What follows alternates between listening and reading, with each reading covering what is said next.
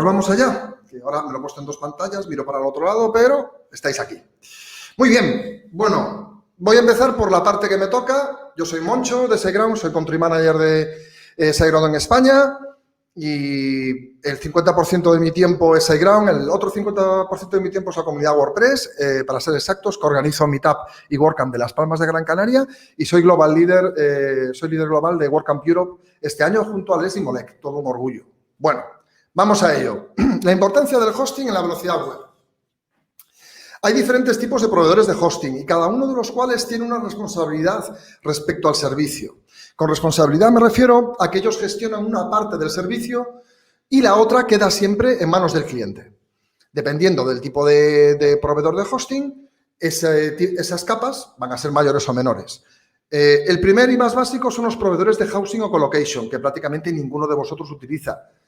Esto se hace para grandes empresas, como incluso lo fue SiteGround en su momento, cuando teníamos nuestra propia infraestructura en plantas enteras, en data centers de otros, y consiste en que el proveedor de hosting te facilita infraestructura, suelo, alimentación eléctrica y conectividad, aparte de servicios, ¿no? Este es el servicio más básico. Todo lo demás, esa administración corresponde al cliente. Por lo tanto, todas las actualizaciones y todo esto correría de vuestra cuenta. El siguiente nivel sería la infraestructura.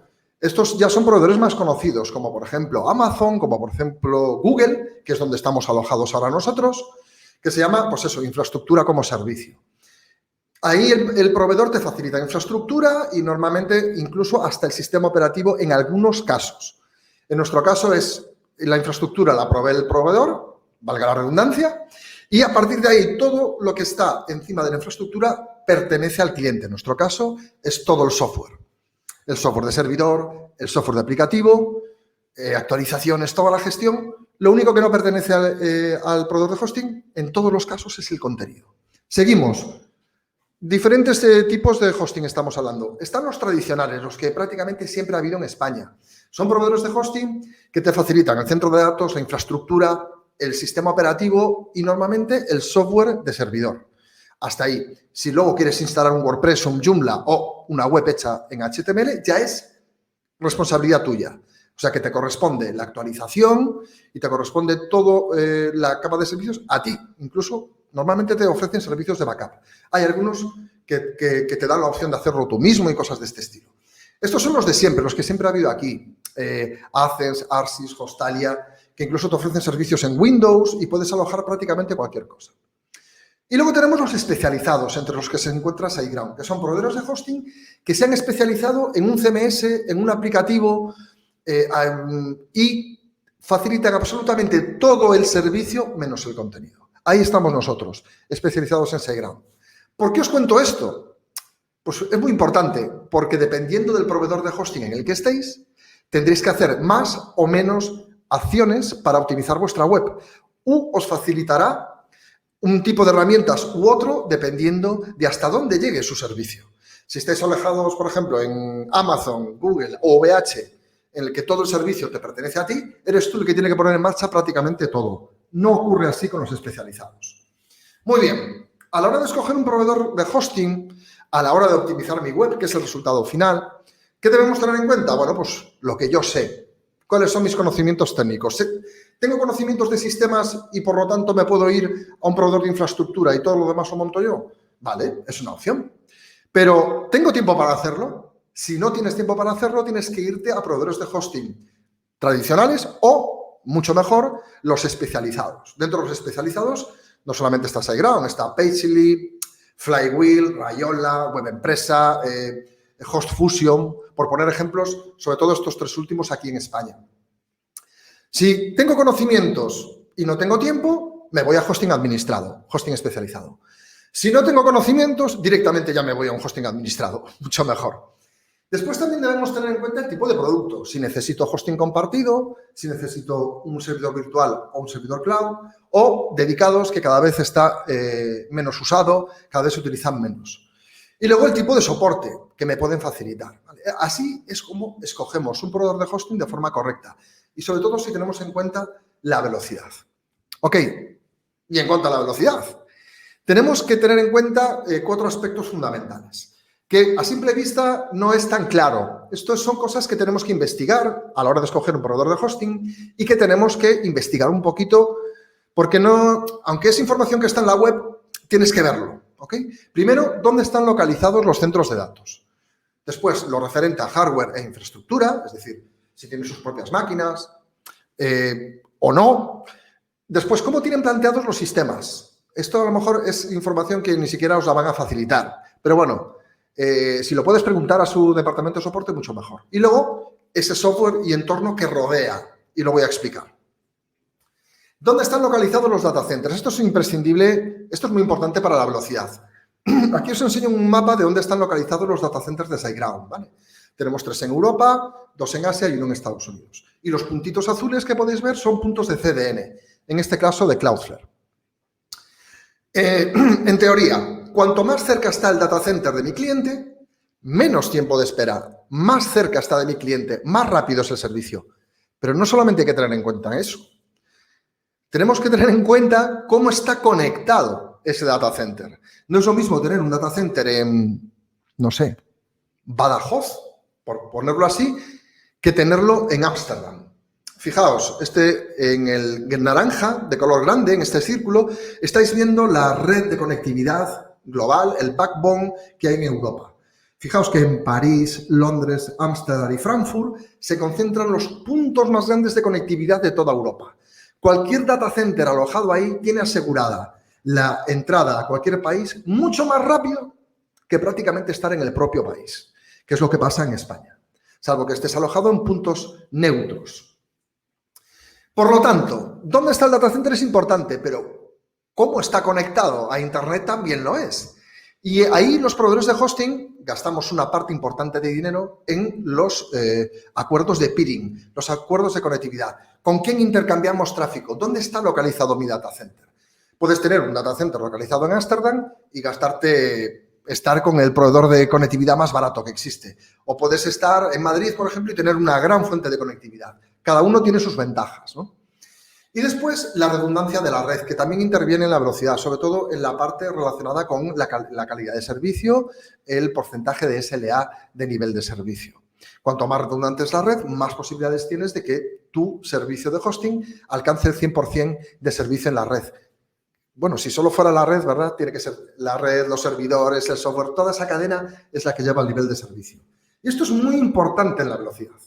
¿Dónde está tu data center? ¿Qué conectividad tiene contratada? Lo normal es que le pidas una IP a tu proveedor de hosting para hacer un testeo, una medida, y así puedas comprobar cómo está configurado. El siguiente punto es el hardware o infraestructura. Por ser muy básicos, hay proveedores de hosting que renuevan su hardware cuando revienta, cada 5 o 7 años, y hay proveedores de hosting que lo renuevan cada 2 o 3 años. Y luego hay proveedores de hosting que lo subcontratan. Normalmente los que lo subcontratan, como es nuestro caso, tenemos un nivel de servicio y sabemos que se renuevan todas las piezas y todos los componentes y los servidores cada X tiempo. Y pagas más dependiendo de esa fecha de caducidad. Cuanto más cercana esté, más caro. Pero no solamente es la calidad del hardware y lo antiguo que sea lo importante, es cómo ponen en marcha sus servicios. Os he puesto en este gráfico, a ver, es un gráfico, 3 formas diferentes de poner en marcha hosting compartido, que al final es el producto de hosting más utilizado. Hay proveedores de hosting que en una sola máquina, en un solo servidor, grande eso sí, ponen en marcha todos los servicios, bases de datos, aplicativo, correo, servidor web, servidor de FTP, servidor de correo, y dentro de ese mismo servidor alojan cientos o miles de clientes. Bien. Hay otros que lo tienen en 2 nodos diferentes y separan la base de datos. Mejor. Y luego hay otros que cada servicio lo tienen alojado en una infraestructura diferente. Y ahí tienen miles de clientes, miles de servicios. Esta es la configuración ideal. Cada cual tiene un precio. Esta es la explicación, junto a lo de la red de antes, de por qué unos proveedores de hosting somos más económicos y otros somos más caros.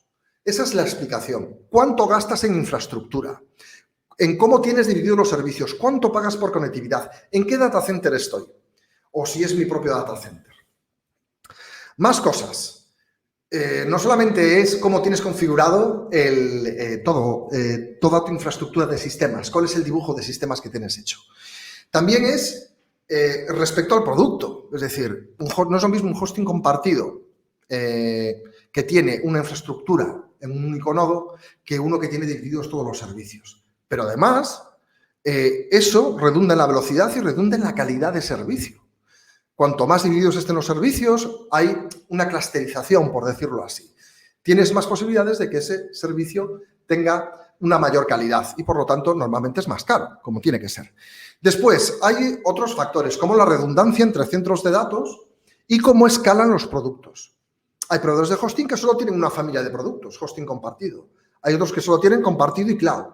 Hay otros que tienen compartido cloud o servidor virtual y dedicados. Y hay gente que tiene compartidos servidores dedicados, cloud y enterprise. Si vais a un proveedor de hosting que tiene las tres principales, que son compartido, cloud y dedicado o enterprise, tenéis más posibilidades de que vuestro proyecto crezca, en el futuro sin tener que hacer una migración. Y otra cosa súper importante es cómo están configurados los sistemas. Puedes tener un sistema con un nivel de escalado enorme, dividido cada capa en servicios, pero si no tiene un tuning de sistema, si no está especialmente adaptado a WordPress, por poner un ejemplo, va a ser más lento que otro que sí lo está. Y esto es muy sencillo de ver. Imaginaos el ejemplo de un coche de serie. Os compráis un Seat Ibiza, por poner un ejemplo.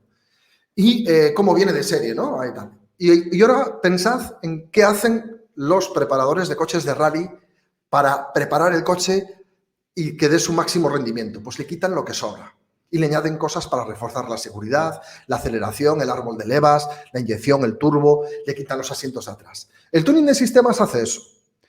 Nosotros ponemos en marcha un sistema que podría servir para cualquier producto, pero añado y quito elementos específicamente para WordPress. De esta forma, hago que sea más rápido y más seguro.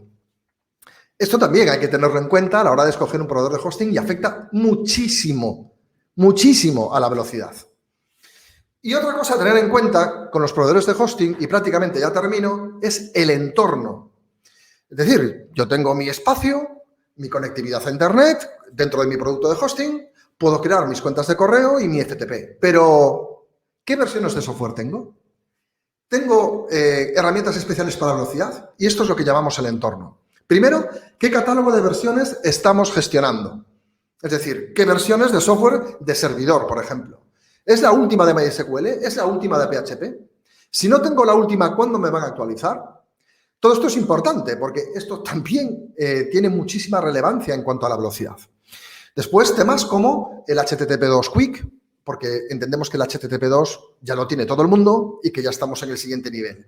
El HTTP2 Quick, que es la antesala del HTTP3. Que nos facilite algo para tener caché de navegador activo y poder gestionar las cachés y los tiempos de caché. Que tenga disponibilidad para comprimir mi contenido con gzip y mucho mejor con Brotli. Que tenga un sistema de caché propio para WordPress, que en vez de gestionar esa información que guarda en la caché en disco, lo guarde en la RAM, aumentando mucho más la velocidad y además disminuyendo el consumo eléctrico. Pensemos un poquito en la naturaleza. Y después, algunos detalles extra como tener o no CDN integrado en su panel de control. Esto es el entorno. No solamente el data center, la conectividad. Vamos por capas, como podéis ver. Data center, conectividad, el tipo de servidores, la infraestructura, qué software tiene incluido, cómo está distribuido esa infraestructura, cómo está tuneada, cómo están preparados esos sistemas, sino además qué capa de software me facilita mi proveedor de hosting para poder optimizar la web. Pues esto es lo más importante a la hora de escoger un proveedor de hosting. Escoged lo que tenga con variedad de producto, porque es importante para la velocidad. Según vaya creciendo tu proyecto, necesitarás otros productos. Que tenga las últimas versiones de todo. No vayáis a proveedores de hosting que ahora mismo pues, no tengan la 7.4. Es que no tiene ningún sentido, de PHP. O la última de WordPress. Eso no tiene ningún sentido. Que usen lo último en tecnología, que tengan HTTP2 Quick, que tengan Brotli, que tengan esos extras que son importantes para la velocidad. Pregunta, llama, escribe, contacta con ellos para que podáis ver qué herramientas tienen para la velocidad, qué herramientas tienen para la seguridad. Y sobre todo, mi mayor consejo, para velocidad escoge hosting especializado. Si vosotros utilizáis WordPress, utilizad hosting especializado WordPress. ¿Ok? Y ahora nos vamos directamente ya, y dejo de compartir, con la presentación de Fernando. Hola, Fernando. A ver que me pongo aquí esto. A ver que os pongo la voz. Hola, Moncho. Hola. Mira si puedes compartir. Sí.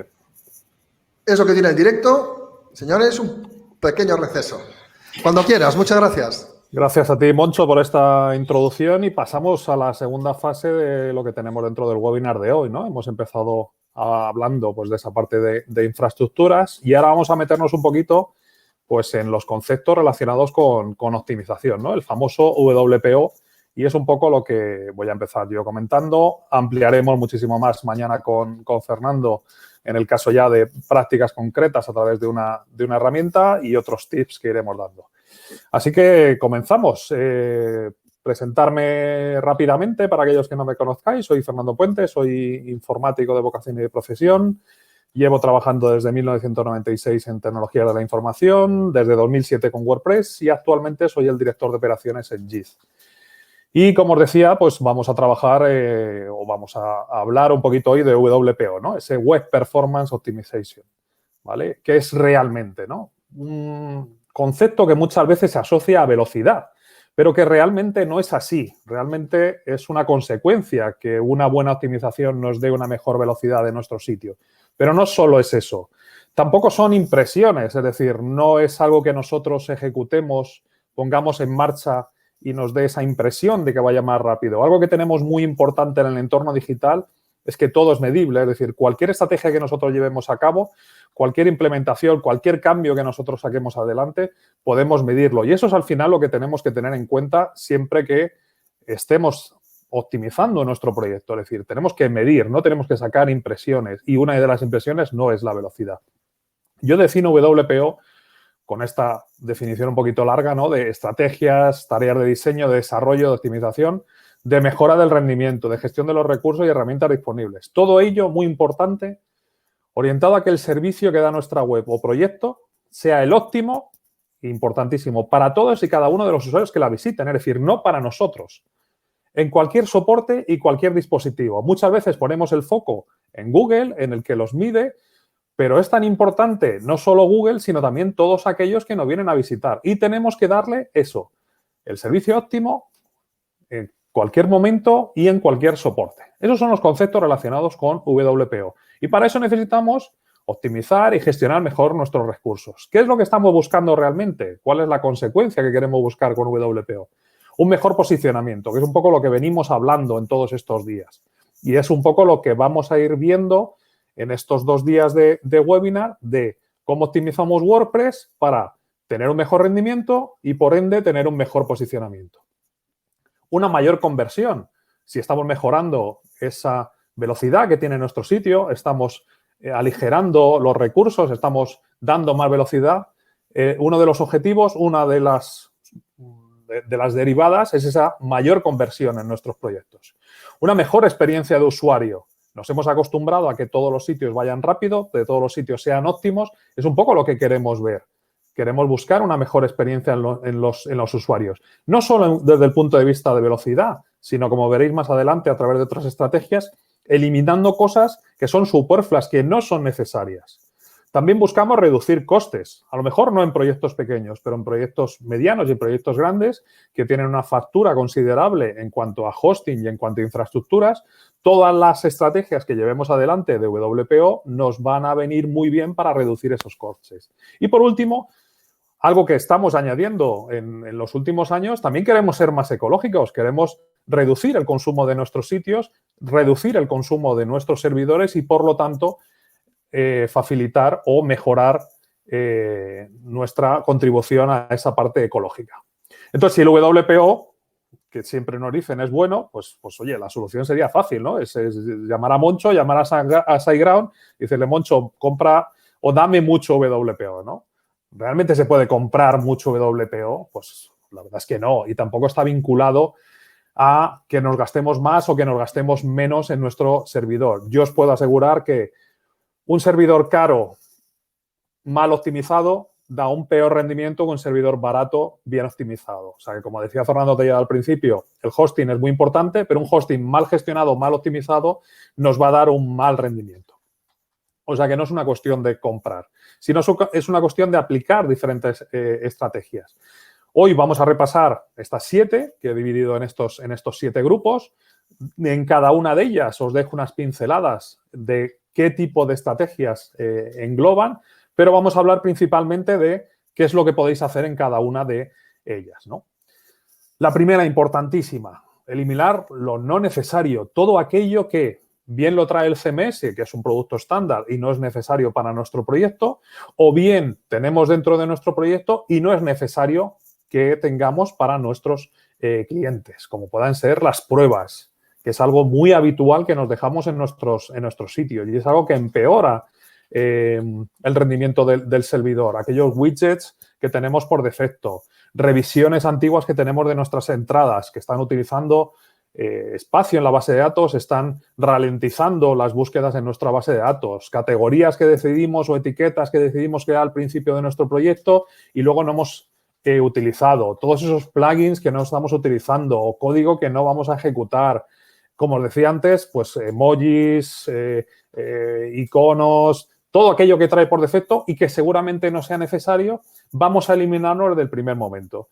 A partir de esta estrategia, lo que vamos a obtener son páginas un poquito más ligeras. Ya hemos empezado a aligerar tanto lo que entregamos al cliente, que son las páginas, como lo que tenemos en el backend, lo que tenemos por detrás, nuestra base de datos, que es primordial para el buen rendimiento de un CMS y todo aquello que no necesitemos. Aquellas imágenes que no hemos utilizado, los comentarios, el spam, todo aquello. Es decir, primera estrategia, eliminar lo no necesario o redundante.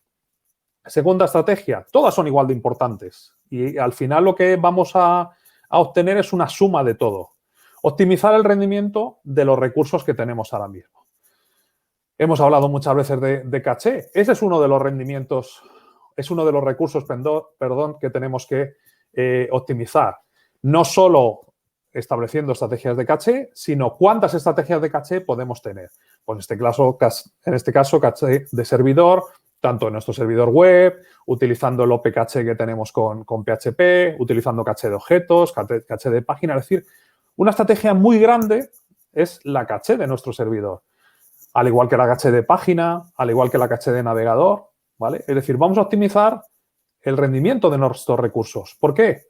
Porque todas aquellas visitas que lleguen a nuestro sitio, si nuestra página ya la tenemos cacheada, vamos a necesitar menos recursos para entregarla. Vamos a molestar menos al servidor, la entrega va a ser mucho más óptima. Este es el concepto de esta optimización, ¿no? Este es el concepto de esta estrategia. Aquellos recursos que tenemos, vamos a optimizarlos. Por ejemplo, comprimiendo los archivos de texto, es una optimización para que la entrega no sea lo mismo de un archivo de 20 o 30 kilobytes que la entrega de un archivo de 5 o 6 kilobytes, limitando el uso de nuestras fuentes personalizadas, combinando archivos, añadiendo índices, es decir, este es el tipo de optimizaciones que tenemos que hacer en los recursos que tenemos disponibles para nosotros. Tercera estrategia, súper importante, y esta va realmente vinculada con lo que vamos a hablar mañana y con el concepto de las Core Web Vitals. Una solución óptima para cada uno de los usuarios. Google es uno de esos usuarios. ¿Qué es lo que estamos intentando con esta estrategia? Que, como decía al principio en mi descripción de lo que es WPO, dar la solución óptima para ese usuario. Vamos a darle aquellos archivos CSS que son necesarios para el dispositivo que nos viene a visitar. Vamos a cargar aquellos plugins que solo sean necesarios para la página que viene a visitar y no todos los plugins. Vamos a, por ejemplo, buscar un DNS especializado. Vamos a buscar, como decía Moncho en su presentación, una cercanía geográfica en el servicio. Vamos a colocar el servidor cerca. Esa es nuestra solución óptima. Y, si os fijáis en la parte derecha, muy importante en la parte de las imágenes, en todo aquello que está relacionado con las imágenes. En cuanto a tamaño, no solo que utilicemos el tamaño adecuado, sino que además lo declaremos en los HTML. Eliminemos de metadatos todo aquello que viene en las imágenes, que generemos aquellos thumbnails que son solo necesarios para el tema que estamos utilizando, no todos y cada uno que tengamos de temas antiguos o de temas por defecto. No aplicar estrategias de compresión porque las imágenes ya tienen compresión. Utilizar los últimos formatos. Es decir, vamos a dar toda esa solución. Es decir, si el usuario tiene un navegador compatible con un formato WebP, vamos a intentar que el usuario vea el formato WebP asociado a esa imagen que nosotros queremos darle. Cuarta estrategia, liberar de carga los recursos. Es un bien limitado. Al final lo que nosotros queremos es dar en el menor tiempo posible la respuesta al usuario, con lo cual tenemos que intentar que nuestros recursos no estén muy cargados. Hemos estado viendo en las estrategias anteriores cómo irlos liberando desde el concepto de qué es lo que queremos entregar al usuario, y en esta estrategia lo que queremos es liberar los que ya tenemos, pues delegando, por ejemplo, servicios en el hosting o en la CDN. ¿Por qué nosotros hacemos las redirecciones desde WordPress si las redirecciones las puede hacer el servidor web o las puede hacer el proveedor de hosting? Nos quitamos de carga a nuestro WordPress, ¿no? Revisar qué enlaces tenemos rotos en nuestro sitio que nos provocan carga adicional, bloquear aquellos bots que son maliciosos que realmente lo único que vienen es a molestar o a cotillear cómo está nuestro sitio, eliminar el debug en producción. Es decir, vamos a intentar que la carga que tienen los recursos esté solo enfocada a lo que nosotros queremos, entregar páginas web, entregar páginas de nuestro servicio en WordPress a los usuarios. Así que aquí podéis ver una gran cantidad de estrategias que están relacionadas con este concepto. Liberar de carga los recursos que tenemos para nosotros, para esa entrega.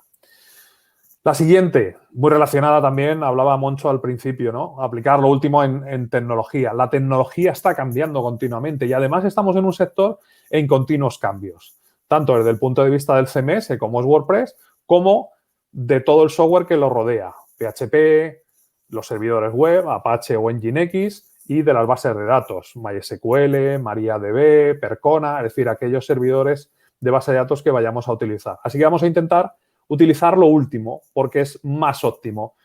Hace años trabajábamos con HTTP 1.1, pero desde hace unos años estamos trabajando con HTTP 2.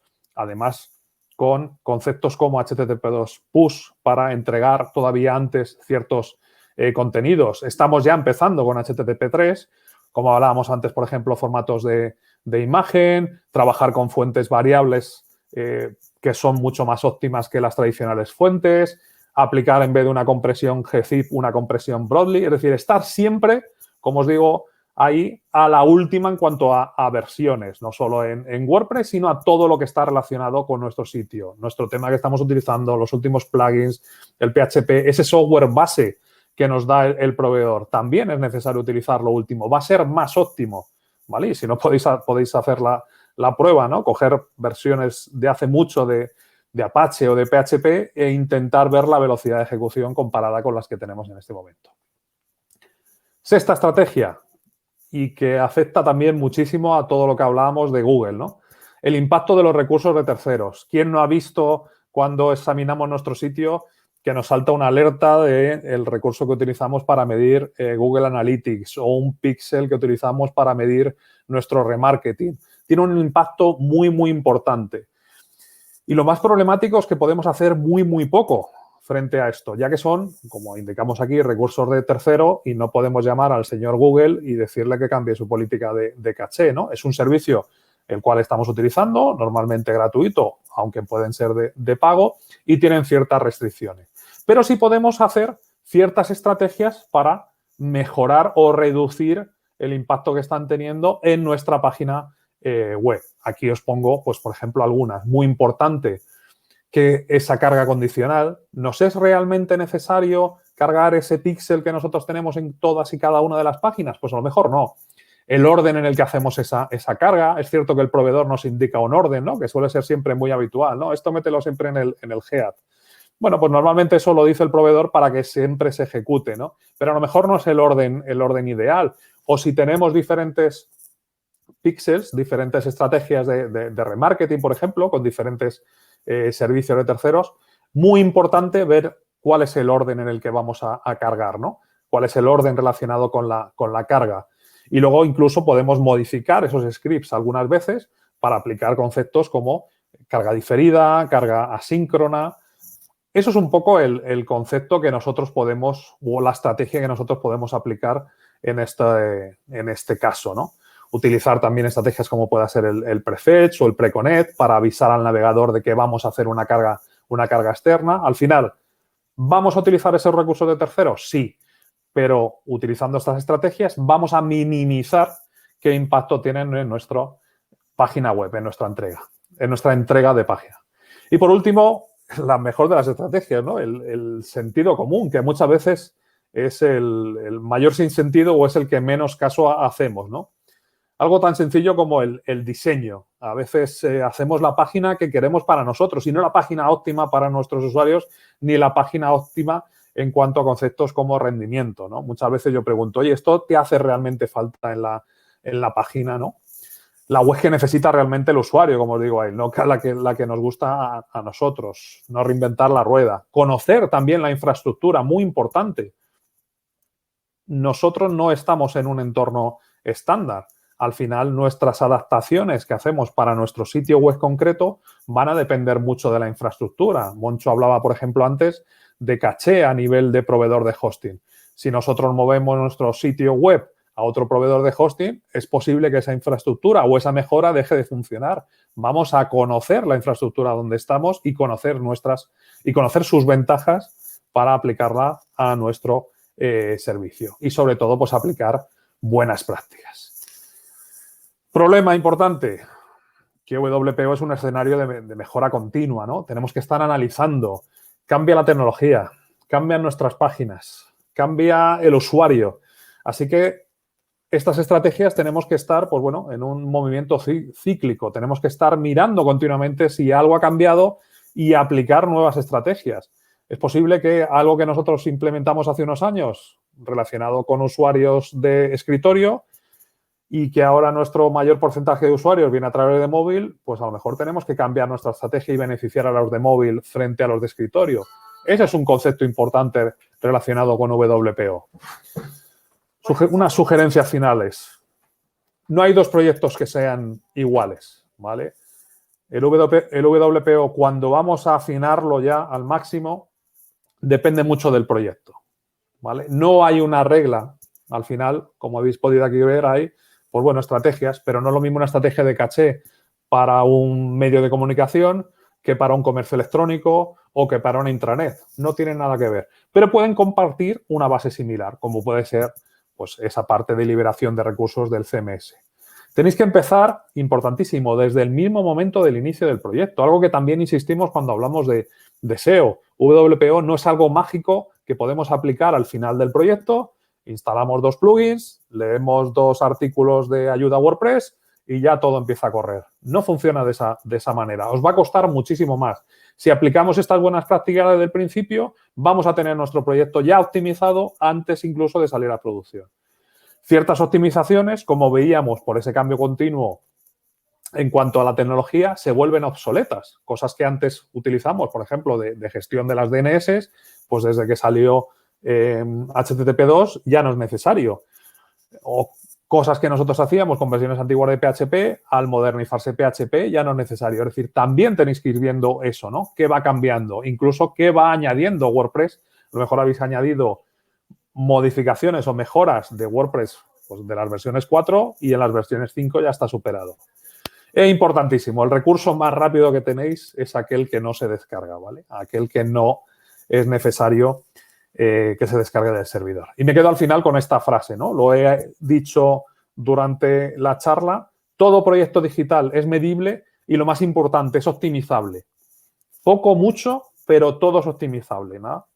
Lamentablemente, nadie os puede decir, no, es que tú ya no tienes optimización mayor, ¿no? Podemos, de toda esa lista que hemos visto y de muchas más cosas que veremos mañana, ir escogiendo alguna de las estrategias que seguro que o no la tenemos aplicada a nuestro proyecto o todavía podemos sacar un poquito más. Así que, Moncho, os dejo con esto, volvemos y arrancamos como tú veas esa ronda de preguntas.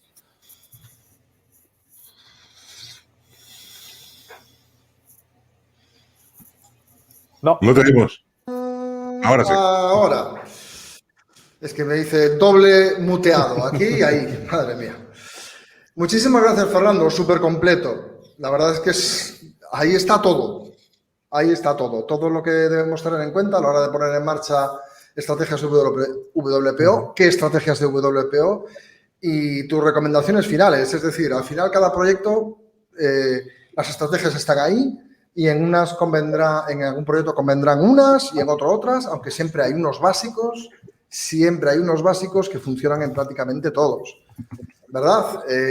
Como por ejemplo, pues el tamaño de las imágenes, retirar todo lo que sobra de una instalación de hosting, que siempre guardamos la versión de la web, la versión anterior de la web, la anterior de la anterior, y todo eso pesa, y todo eso empeora el servicio. Al final es un concepto de degradación, igual que nos pasa en nuestros equipos. Yo siempre, ya sabes que pongo el símil, ¿no? Igual que en nuestros ordenadores se va degradando el servicio, se va perdiendo capacidad de nuestro servicio porque tenemos muchos más ficheros, tenemos muchas más aplicaciones instaladas, tenemos mucha más basura, pues tenemos que pensar que nuestros servidores es exactamente igual. Al final no es magia, ¿vale? Los servidores son, aunque pensemos en las nubes, los servidores son ordenadores que tienen CPU y tienen un disco duro y tienen un software que es una base de datos que tira también de un disco duro. Con lo cual, todo lo que vayamos degradando de ese disco duro, todo lo que vayamos perdiendo, pues de capacidad de indexado, de ficheros que no vamos a utilizar, estamos haciendo que nuestro servicio se degrade. O sea, que también es algo que muchas veces no caemos, pero también es algo importante, ¿no? ¿Qué tenemos en nuestro servidor? Limpieza, también es necesario. También es una estrategia. Desde luego. Bueno, últimamente se oye hablar mucho de las Core Web Vitals. ¿Qué le podemos decir a nuestra audiencia? Aparte de que es una nueva forma que va a tener Google de poder medir algo parecido a lo que se llamaría la experiencia de usuario, ¿no? ¿Cuándo se va a poner esto en marcha? ¿Cómo lo veis?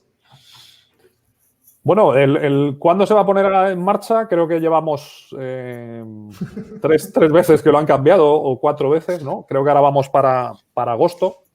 A ver, yo creo que se lleva utilizando internamente desde hace tiempo. Lo único que cambiará es que ya sea un factor todavía con mayor peso, ¿no? Yo creo que es un cambio bueno, interesante. Dejamos un poquito de tener el foco en la velocidad, aunque, como decía Fernando Tellado al principio, es una parte importante, ese concepto de velocidad, pero añadimos conceptos muy, muy importantes como son los relacionados con experiencia de usuario. Cuando pinta las imágenes, en qué momento el usuario puede empezar a interactuar, que es un concepto muy, muy, muy importante, además de todo esto que hemos estado viendo. O sea que yo creo que un cambio positivo va a hacer que nuestras webs, si seguimos esas recomendaciones, mejoren desde el punto de vista de experiencia de usuario. O sea, yo creo que cambio positivo. Sí. Muy bien. Fernando. A ver, las métricas web principales, estas que le llama Google, ya están en marcha. Como todo, la idea a priori tú la lees y es buena. O sea, todo está pensando en la experiencia de usuario. Lo que pasa es que siempre tiene la doble lectura. O sea, en realidad, ¿para qué está haciendo esto Google?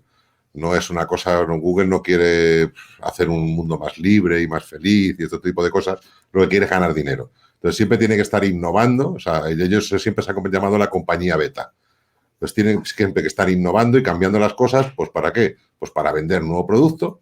El nuevo producto son una serie de anuncios especialmente orientados a la experiencia de usuario que ya están en marcha y, bueno, las métricas de página y la experiencia de página que, bueno, que se está implementando ya y si ya se ha aplazado 2 veces, pues yo imagino que están esperando a ver que saquen su producto, especialmente adaptado para una experiencia óptima de usuario con los anuncios, etcétera, etcétera.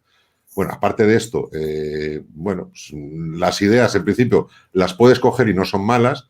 Lo que es malo de esto es la obsesión que tiene la gente con este tipo de métricas. ¿De acuerdo? ¿Por qué? Porque mira, incluso viendo la presentación de Fernando Puente, a mí siempre me surge la misma duda, ¿no? Yo me pongo, a ver, Fernando sabe un huevo, o sea, mucho. En español antiguo sabe mucho, en español moderno sabe un huevo. Entonces, cada vez que veo una presentación suya, yo me pongo en el papel de alguien que acaba de empezar y dice, madre mía, o sea, me olvido. O sea, la mitad de las palabras que salen en pantalla no las entiendo la otra mitad no sepa lo que sirven y el 100% no sabría cómo hacerlo. Y claro, cuando terminamos, aplica el sentido común. ¿A qué? Pues no me he enterado de nada. El problema con esto es que cada vez se introducen más términos técnicos que son inalcanzables para el usuario común, ¿vale? Yo, de hecho, hace poco hice un vídeo incluso hablando de esto, porque es algo de lo que mucha gente no está hablando. Es que lo que está haciendo Google, en vez de lo que es el palabra de democratizar la web, lo que la está haciendo es mucho más elitista al final.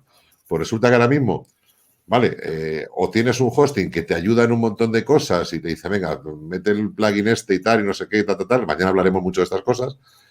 O realmente son desafíos técnicos que una persona o se hincha a instalar plugins y termina complicando más la cosa, o sea, va en contra de lo que dice Fernando del sentido común y de no meter más de lo que necesitas, pues como no sabe, mete, pues no sé qué de assets, bueno, aquí hay 3 plugins de assets, meto los 3. O como decía una de las preguntas de José Conti de cachondeo, decía, oye, si pongo 2 plugins de caché, me cachará Carlos Ongarela. rápido, ¿no? Es de Carlos Ongarela. Yo le he dicho que mejor 3, pero 4. Pero es que eso refleja una realidad. Y la realidad es que le estamos metiendo un nivel de exigencia. Tú te pones a leer tu velocidad de página de Google, te sale la página del PageSpeed y te analiza los Core Web Vitals, esto de las narices, ¿no? O métricas web principales. Y de repente, todo lo que te sale debajo son recursos técnicos que dice, ¿y yo cómo hago todo esto? O sea, tendré que contratar a alguien, bueno, pues genera trabajo, genera negocio, todo esto de que te diga, pero al final a la persona que está emprendiendo o a la pobre pyme que la está pasando canutas, pues tiene la mitad de los empleados en ERTE, no sabe si lo va a poder recuperar y ha dejado de vender a puerta de calle y solamente vende lo que vende online y a matacaballo que lo ha conseguido, pues gracias a los cursos que hemos hecho o a lo que sea, pues resulta que no tiene dinero para tantas cosas. Entonces, al final esto genera otra brecha tecnológica también, con lo cual no todo es tan bonito como lo pintan. O sea, es verdad que son consejos que si los sabes aplicar, es verdad que consigues una mejor experiencia de navegación, pero que no hay que seguirlos a rajatabla tampoco, porque es que luego hay conceptos que no da tiempo a explicarlo, porque habría que explicar cada uno de los conceptos de las Core Web Vitals estas, para qué significa, que es que tendríamos que hacer unas webs pues como los 80, para cumplirlo con todo. Sí. Que ni siquiera Google cumple saca un 100 en sus páginas, ¿eh? Eso, bueno, todo el mundo dice, afortunadamente... Ya, pero hay gente que se obsesiona y como hay gente que vende estos productos, vende el producto de 100 en Core Web Vitals, no sé qué, no sé cuánto. A ver, sí, claro, yo lo hago, pongo una página que no chute y 100, ya está, arreglado. Lo cierto es que la parte de puente es muy importante para que la gente entienda todo el espectro de actuación que tenemos a nuestra disposición. Otra cosa es ya ponerlo en marcha y yo creo que en el webinar de mañana, ahora en las preguntas ya vamos a dar muchas claves, pero también es cierto que en el webinar de mañana vamos a ver una forma súper sencilla de poner prácticamente todas estas acciones a través de un único plugin, ¿no? Y también hay otras alternativas. Claro, esa no es tampoco nuestra función. Nuestra función es intentar facilitar todo eso, ¿no? Claro. Y por eso es muy importante que SiteGround haga este tipo de webinar para que digas, vale, se me hace bola todo esto que me cuentan. A ver, pues hay empresas de hosting que marcan diferencia. Y en este caso, pues, SiteGround está haciendo un gran esfuerzo con este tipo de recursos que nadie se los pide, pero que los da también. Y se nota. Y mañana lo veremos, ¿no? Pero vamos, que yo tengo claro, o sea, si mañana tengo una web y tengo dinero, pues contrato a Fernando y ya está. A mí no me hables de Core Web, yo lo quiero, la quiero perfecta. Ya está. Búscate la vida. Todas esas cosas que ponías en la presentación, me las aplicas de la primera a la última. Ya está, arreglado. Sí, yo me acuerdo de esos 196 milésimas de segundo de carga de Exprime Viajes que tengo ahí que tengo una foto hecha de la maravilla de optimización que tuvo que hacer ahí, madre mía. Claro, pero ahora te coges esa página y en cuanto tenga una estructura de 3 iconos, de repente hay una sección de la página que tiene 4 iconos, te pega un bajón en las Core Web Vitals que te cagas. Pues como dice Google que no, que son el CLS, en el Cumulative Layout Shift. Resulta que eso es un cambio de diseño que al usuario le puede despistar. A ver, vaya usted al cagar. Por eso, no nos obsesionemos con los indicadores, ni con los antiguos de Google PageSpeed, el famoso 100 y todo esto, es que era una enfermedad, todo aquello. No, y ahora sigue siéndolo. Sí, sigue siéndolo. Hay mucha gente que se fija únicamente en eso. Sí. Muy bien, bueno, chicos, y 22, creo que es el momento de empezar con alguna de las preguntas, que ya van 21, y es cierto que hemos estado viendo algunas, y solo vamos a contestar las que tengan que ver con velocidad, ¿vale? Con optimización. Bueno, empezamos con Miguel Islas, que nos pregunta ¿cuál es el tamaño recomendado de todas las imágenes en general de todo el sitio, incluyendo el logo e imágenes de la galería de un producto? Bueno, realmente no hay un tamaño... No, el recomendado, y un poco lo decíamos, dentro de una de las estrategias, es el que vaya a utilizar el tema que tú estás utilizando. Y todas y cada una de las versiones que haga para, pues, todo lo relacionado con versiones móviles o versiones de tipo tablet, ¿vale? Es decir, todo lo relacionado con mobile. Recordemos que cada vez que nosotros subimos una imagen a WordPress, WordPress genera una serie de miniaturas que le ha predefinido el tema y que va a utilizar, ¿vale? Porque no es lo mismo ver pues, a 1024 de ancho que a 800, que a 600, que a 400. Entonces, el tema lo que va a hacer es optimizar. Es decir, recomendación, yo te diría, el mínimo es que subas al menos a la mayor resolución que permite el tema. Si el tema está diseñado para una máxima resolución de 1200 de ancho, pues al menos a 1200 de ancho. No hay una guía para decir los logos tienen que ser de 80 por 80, las imágenes de carrusel tienen que ser de 200 por 200. Es decir, no hay una guía para eso. Lo mismo, luego eso te lo marca el tema siempre. O sea, el tema utiliza distintos tamaños y luego el caso de productos es especial porque los temas en conjunción con WooCommerce te permiten aplicar distintos tamaños, el cuadrado, el apaisado, no sé qué, pero siempre te viene un tamaño por defecto del tema que es el que hay que aplicar.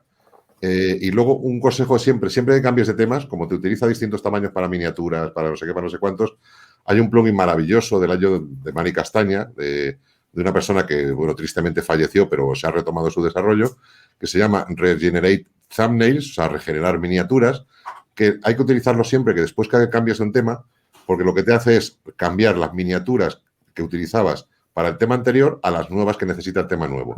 Es un tema que es un plugin que se activa, se pone en marcha la regeneración esta y cuando termina ya lo puedes desactivar y borrar.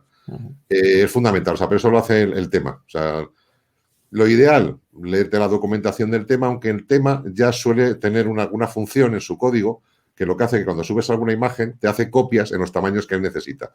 Por eso pasa que cuando subes una imagen, de repente si vas a curiosear en los archivos del tema, te encuentras que por cada imagen que subes hay 8 copias en distintos tamaños. Pues esos son 3 que te hace WordPress más las otras 5 que te hace el tema para los tamaños que él necesita. Con lo cual, lo normal es que ya te lo haga el tema solo, los tamaños que necesita. Eso es. Todos los demás normalmente sobran. Muy bien. Y muchas veces los de WordPress también sobran, los que tienes por defecto WordPress. Muy bien, sí, lo cierto. No, por favor. Preguntas en el frame central, por favor, en la zona Ask a Question, si no os importa. Vale, vamos a ello. Gracias, Miguel, por tu pregunta. Un momentito. Ahí está. Vale. Muy bien, siguiente. Esta tiene que ver con SiteGround. Tengo varios sitios web en SiteGround configurados con Cloudflare. Cuando realizo las pruebas con GTmetrix, siempre me recomienda corregir el tiempo de respuesta inicial del servidor. ¿Cómo corrijo ese error? Bueno, salvo que me corrijan aquí Fernando Puente o Fernando Tellado, me imagino que te refieres al time to first byte, a la parte inicial de conexión. Ahí tendrías que poner en marcha, por ejemplo, algo como una caché dinámica. Si tienes un sitio web en SiteGround, tendrás la opción de activar la caché dinámica, está en todos los productos de alojamiento y con eso el tiempo en el time to first byte, el tiempo de pintado de la web, deberías bajar de, pues eso, de lo típico, 200 milisegundos a 17, 15, 20. Y con eso posiblemente no te salte esa alarma. ¿Alguna cosa más que se os ocurra a vosotros? Todo lo relacionado, como tú decías, con caché va a hacer que la entrega sea más rápida. Revisar, por ejemplo, redirecciones. A lo mejor está pidiendo un error muy común, ¿no? Pides la web sin 3W, pero la tienes con 3W, entonces tienes una redirección de más o sin HTTPS y luego te añade la redirección de HTTPS.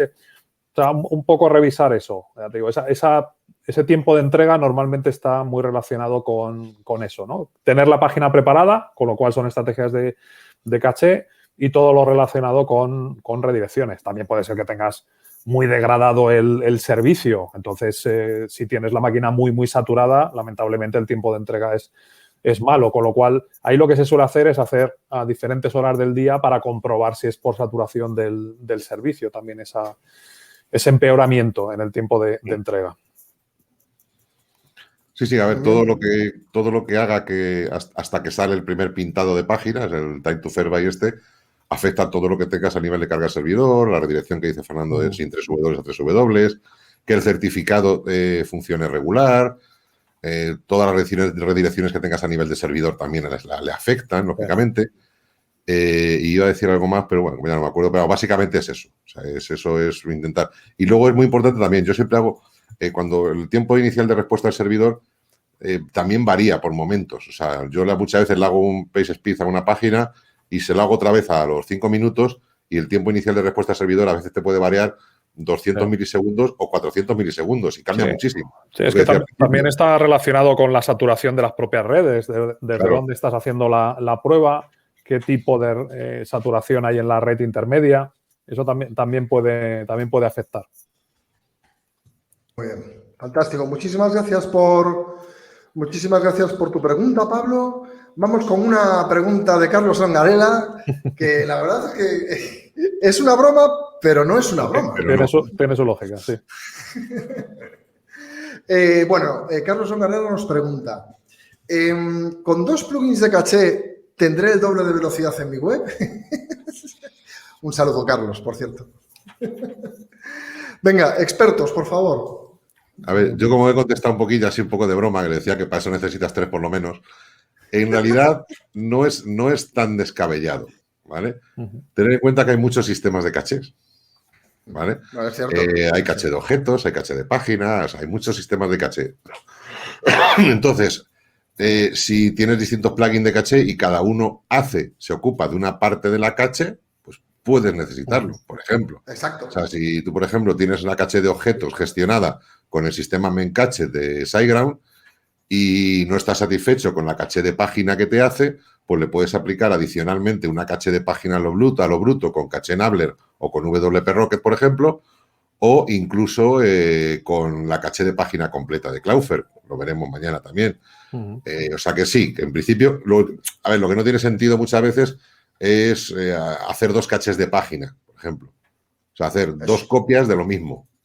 No tiene sentido ninguno. O sea, que eso, lo que pasa es que hace falta un poco conocimiento un poco de qué cachés se pueden aplicar en WordPress y de qué manera hacerlo.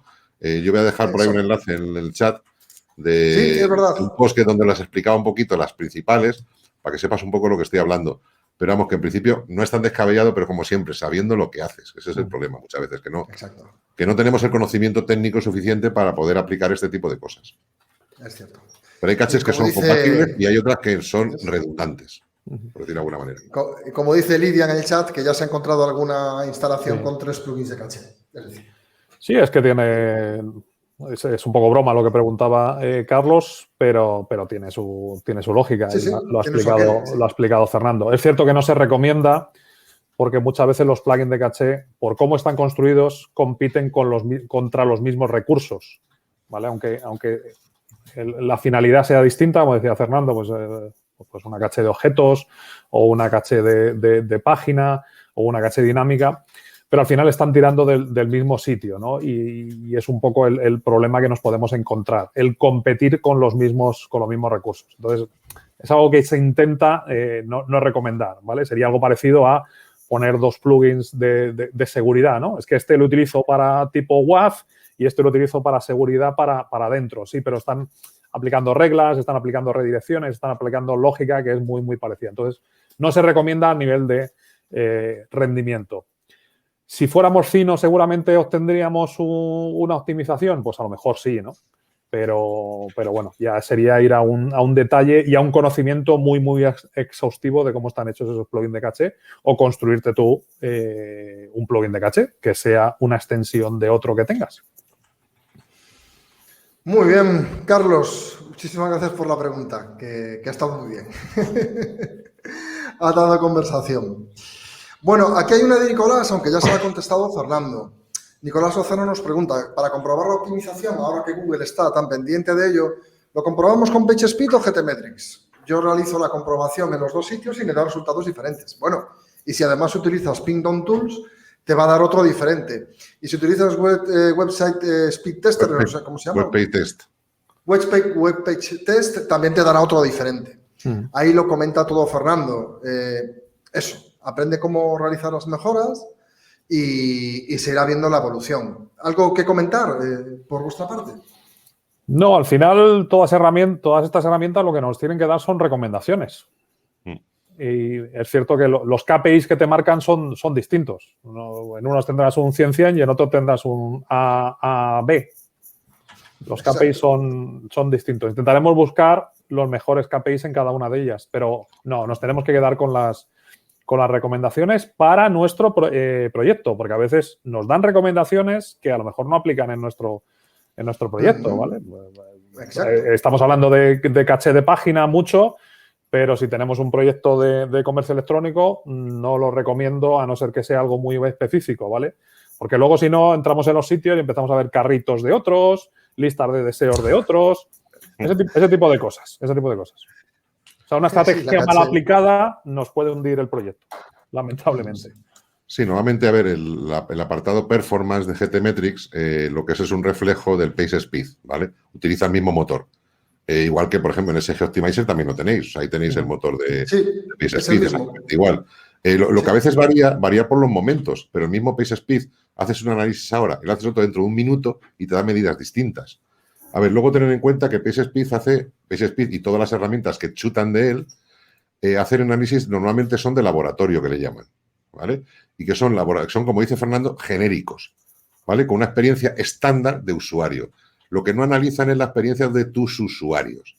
O sea, las mediciones reales no las hacen casi nunca. O sea, anuncian que las van a hacer cuando tu página tenga un suficiente análisis, no sé qué, cuántos, ¿vale? Pero no los hace con la experiencia de tus usuarios. Hace una experiencia de usuario genérica y eso tenéis que tenerlo en cuenta también. O sea, son muy importantes para decir, Fernando, si en tu proyecto, ¿vale? Eso es relevante, lo haces. Si no, te vas a encontrar, pues como explico en el plugin, en el post sobre las cachés, pues que de repente te aparece el carrito de otro, como dice Fernando, o la lista de deseos de otro, o te desaparecen tus productos del carrito cuando cambias de página, cosas de este tipo, ¿no? O sea, hay que aplicar las cosas con sentido común y sobre todo, pues eso, te coges una lista y dices, pues tiene no sé cuántas imágenes grandes. Vale, esto lo entiendo.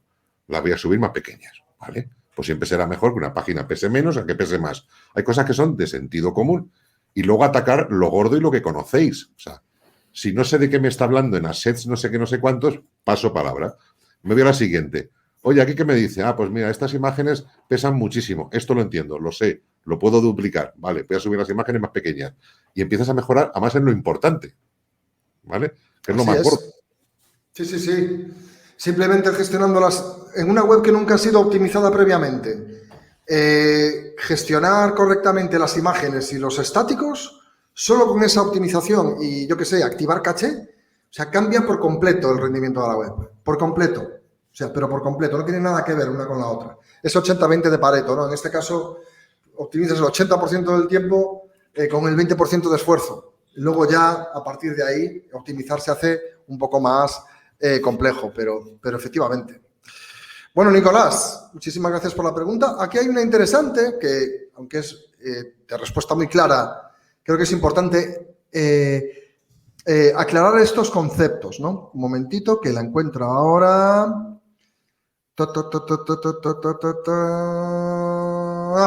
José González.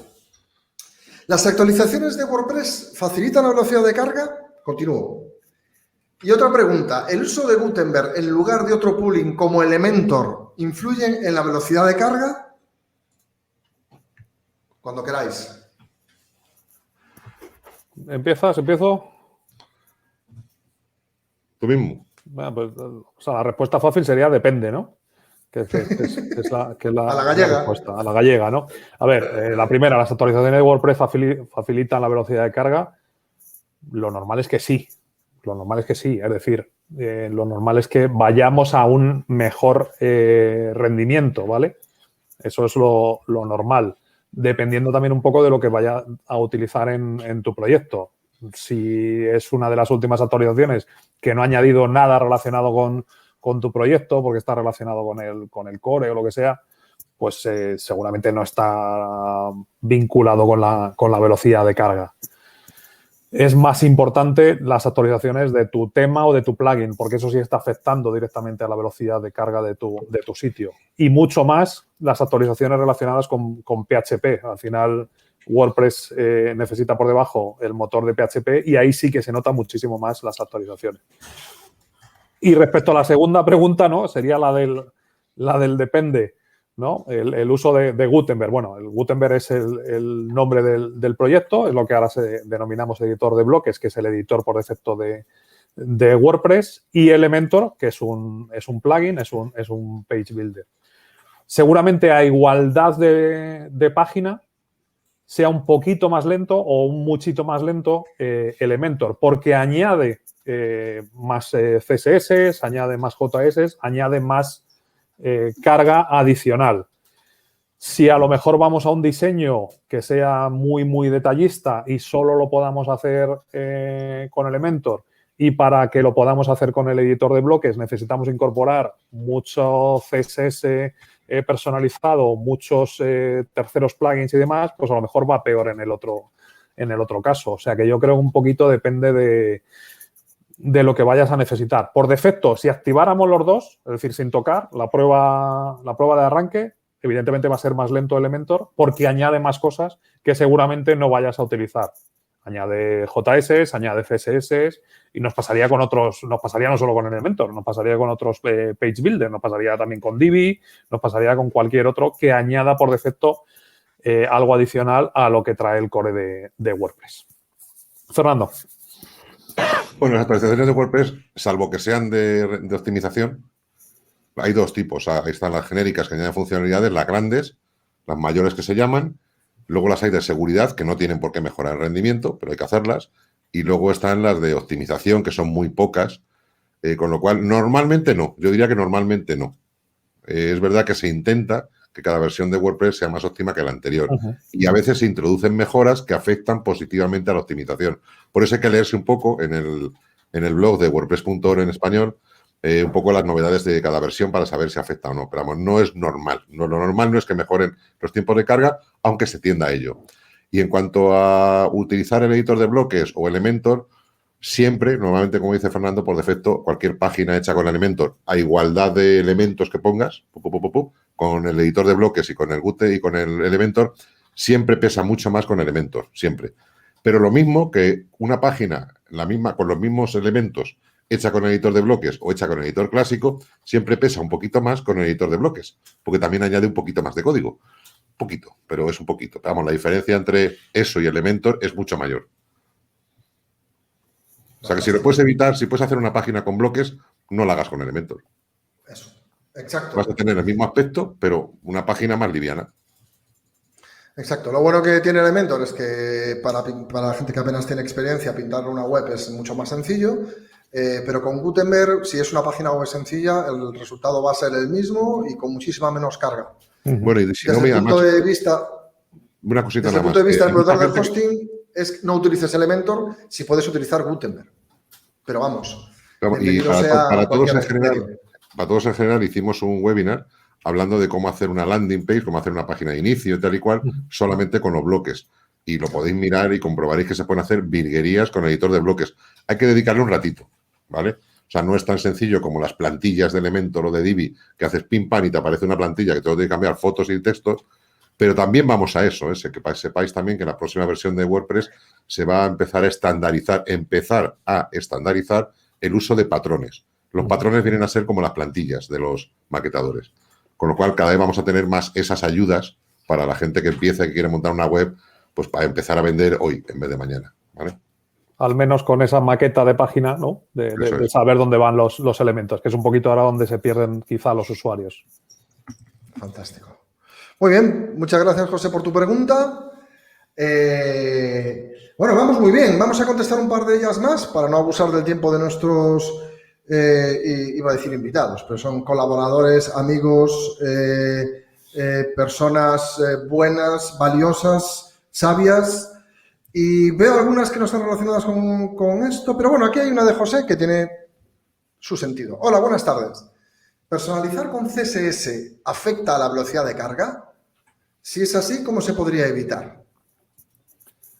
El añadir reglas CSS, como hemos visto antes, si nosotros añadimos peso a un CSS, por supuesto que afecta a la velocidad de carga. Y no solo a la velocidad de carga.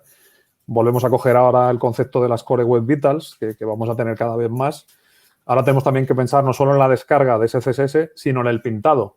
Entonces, el empezar a hacer muchos efectos que pueden ser muy, muy bonitos, pero hay ciertas cosas que ahora nos va a penalizar ese medidor de Google, ¿no?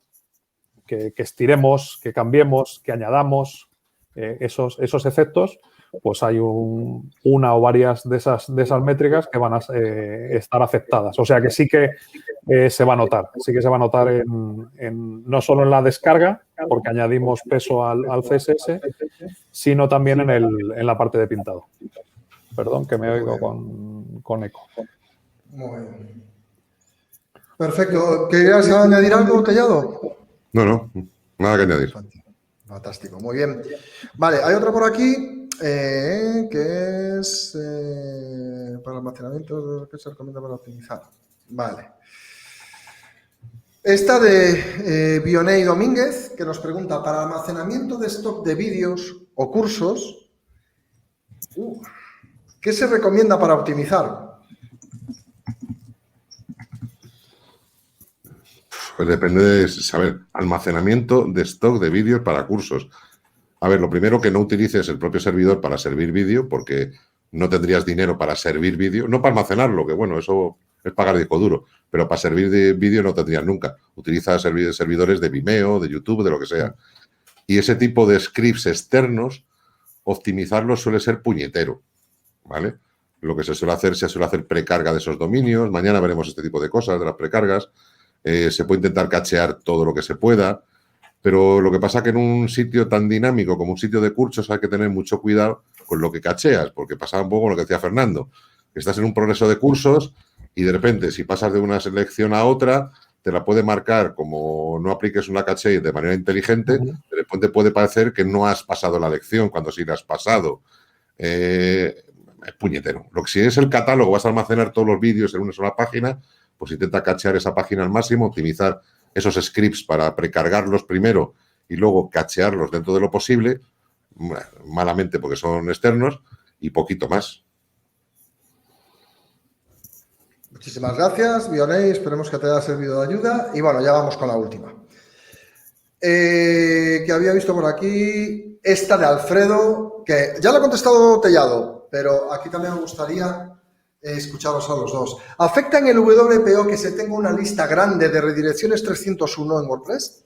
En caso de que sí, ¿qué se sugiere para solucionar el tema de las páginas previamente indexadas ya por Google? Bueno, Fernando Tellado ha contestado sí. Al Tante First Byte le afecta y cambia si lo haces desde HTAccess o desde la base de datos. Eso es. Vale, era una de las estrategias que hablaba yo. Es ir delegando los recursos a un tercero, ¿no? En este caso, pues sería, por ejemplo, el proveedor de hosting. Es decir, en vez de utilizar un plugin de redirecciones, que esa información la tenemos almacenada en la base de datos, con lo cual estamos tirando de recursos de la base de datos y estamos tirando de recursos de WordPress, si tenemos identificadas esas redirecciones, por ejemplo, utilizarlas implementarlas en el HTAccess. De esa manera, se servirán mucho antes que si fuéramos a consultar a WordPress y, en su caso, a la base de datos.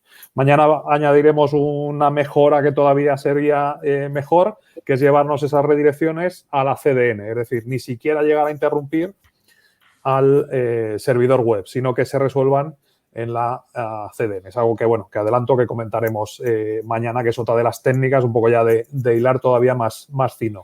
Pero la respuesta es sí, afecta y mucho a el time to first byte y al tiempo de carga. E incluso todavía afecta más porque muchas veces las tenemos encadenadas.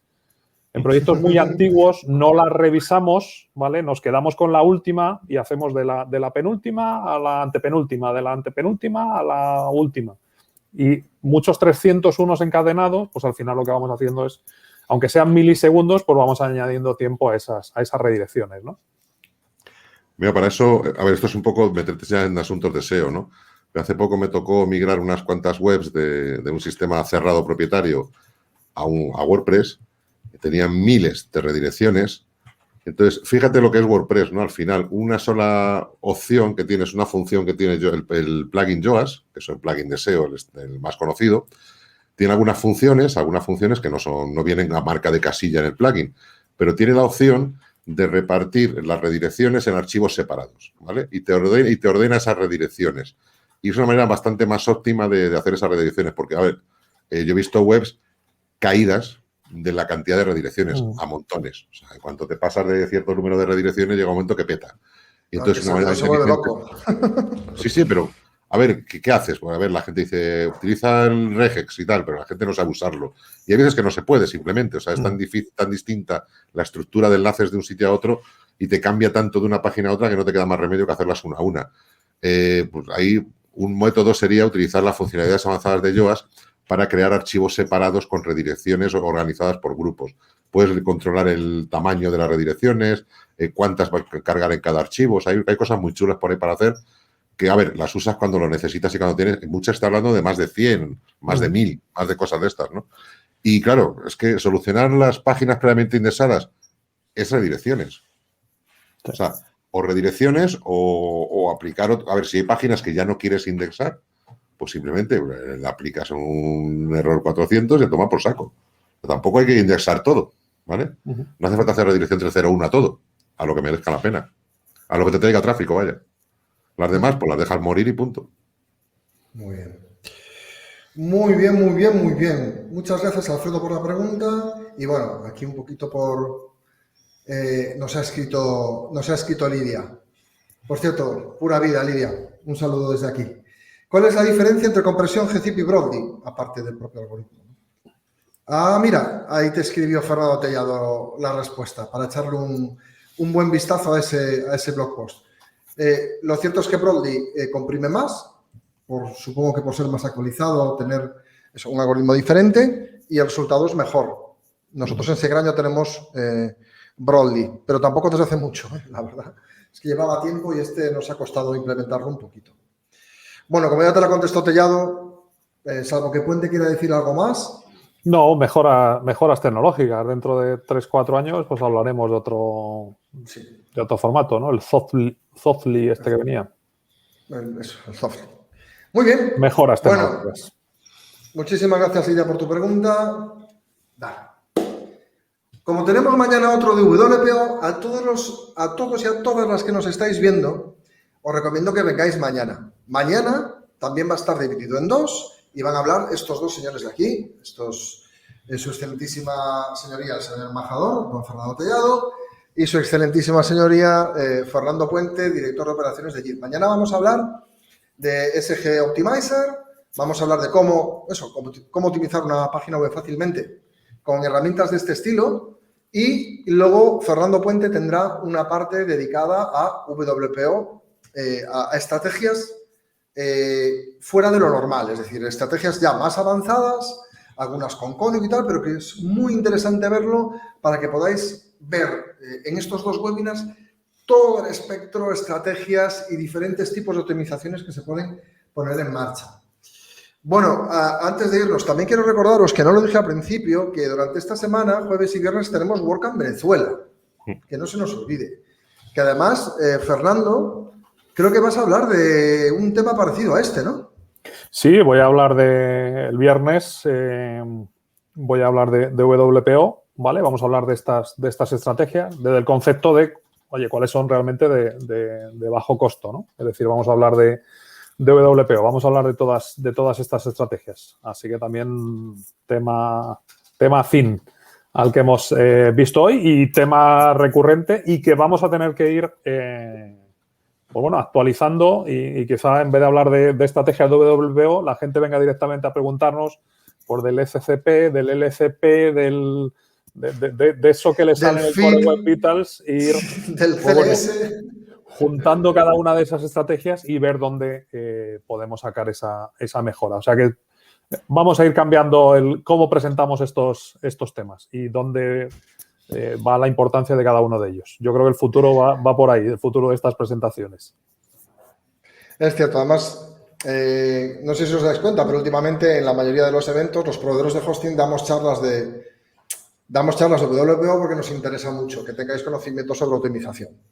Los servidores sufren menos, los clientes están más contentos con una web rápida. Entonces, todo lo que podamos enseñar desde aquí, desde SiteGround, pues lo haremos. Recordad que en la página principal de siteground.es, a pie, en el pie de página, tenéis la opción de descargaros un ebook sobre optimización web específico de WordPress, además de otros de SEO, etcétera. Y además que en nuestro canal de YouTube en SiteGround, que ya me imagino que os habréis suscrito inmediatamente al ver ese botón verde, esa llamada a la acción, ese canto de sirena, ya estaréis todos suscritos. Hay más webinars de WPO, además de esos famosos cursos videotutoriales de Fernando Tellado tan interesantes sobre cómo construir una web y cómo poner en marcha tu WooCommerce. Muchísimas gracias, Fernando Tellado, Fernando Puente. Bueno, oye, que nos vamos a ver mañana. Fíjate. Bueno, eso iba a decir, que de todas maneras que no os preocupéis, los que han quedado muchas preguntas sin responder. Yo os he contestado, mirar, pues repasarlas, la zona de esa cuestión. Os intenta contestar a un poquito así, en concreto cada una. De todas maneras, la mayoría, por lo que he visto, la vamos a contestar mañana. Sí. No os perdáis el webinar de mañana porque vamos a entrar en mucho detalle. O sea, hoy, tanto Fernando Puente como yo, pues vamos a entrar en mucho detalle y vais a ver, a poder aplicar cosas de inmediato y de manera sencilla, ¿vale? Bueno, sencilla, unas más sencillas que otras, para todos los niveles, ¿no? Y oye, que muchas gracias y que mañana es a la misma hora y es en el mismo sitio. O sea, no hay que pensar mucho. Es esta misma URL y es la misma hora que hoy, 18:30 hora española peninsular. Y que nada, que seáis muy felices y que nos vemos mañana. Muchísimas gracias. Nos vemos. Un saludo a todos y a todas. Chao, Fernando y Fernando. Nos vemos mañana. Cuidaos mucho. Chao.